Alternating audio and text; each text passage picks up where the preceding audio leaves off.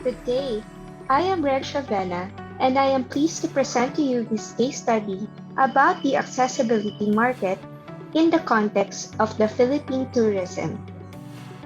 According to the WHO, there are a total of 1.1 billion PWDs globally, which makes them a huge potential market for the tourism industry. However, according to Chikuta et al., the increase in population is directly proportional to the gap increase between this market and the sufficient nature-based tourism facilities for them. Further, accessibility standards have been in place, but the absence of consultations with stakeholders made this ineffective in the long run. Let's get to know more about the accessibility market. According to studies, PWDs, or tourists with disabilities, mostly prefer nature-based destinations due to their underlying motivations, such as the will to challenge themselves, socialize with others, and understand themselves by doing the activities that the able person can do. Moreover, according to Darcy et al., PWDs are guaranteed to stay longer and spend more because they usually have travel companions and is expected to avail of additional support services. However, these services most of the time may not be available or lacking as we tackle about the tourism constraints in the next slide. There are actually three accessibility constraints. First is the structural constraint, which identifies with the external barriers.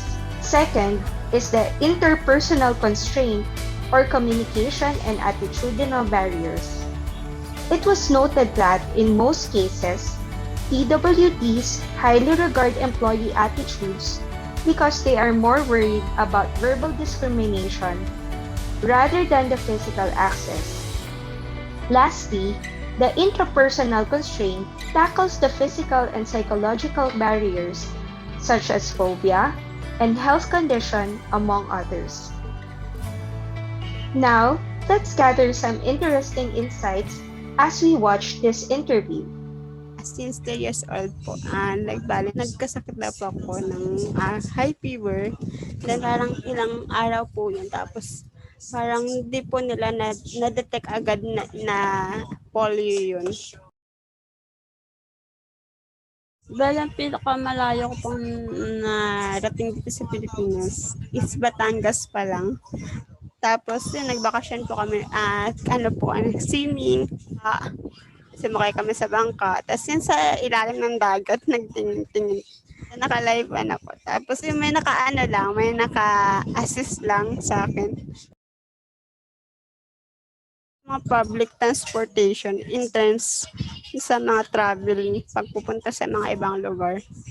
For example, yung jeep, alam naman po natin na yung ibang mga jeepney driver is mapipili. So yung iba hindi pinapasakay. Ang nakita ko din tayo yung mga no ramps, tapos kulang na mga parang mga maluluwag na daanan for wheelchair pala kasi minsan hindi kasya yung wheelchair. Yung sa cubicle. So, paano Maliliit lang. ginagawa mo doon? Ako kasi since na nakakatayo naman ako, tumatayo na lang ako. Sa Makati Hotel po kasi parang very welcome yung mga PWD din kasi lahat ng access, tapos yung lugar nila maluwag, tapos yung CR okay din, tapos yung service nila mismo is okay din mismo. Tapos ina-assist talaga nila yung mga PWD.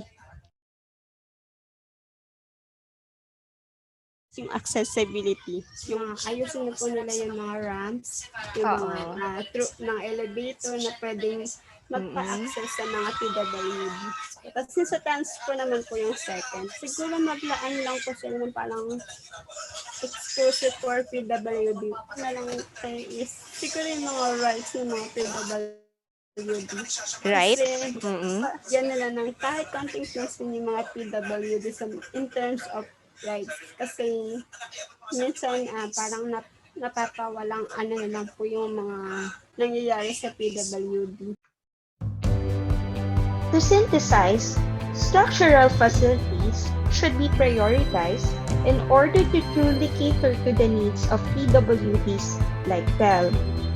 Attitude has a huge impact, but a greater awareness of how to deal with PWDs in different scenarios should be a focus in trainings. Social networking sites, on the other hand, should be utilized to widen the support group for PWDs and establish a healthy relationship among abled persons. Lastly, the negotiation strategy should help the PWDs to focus on what they can do about their situation.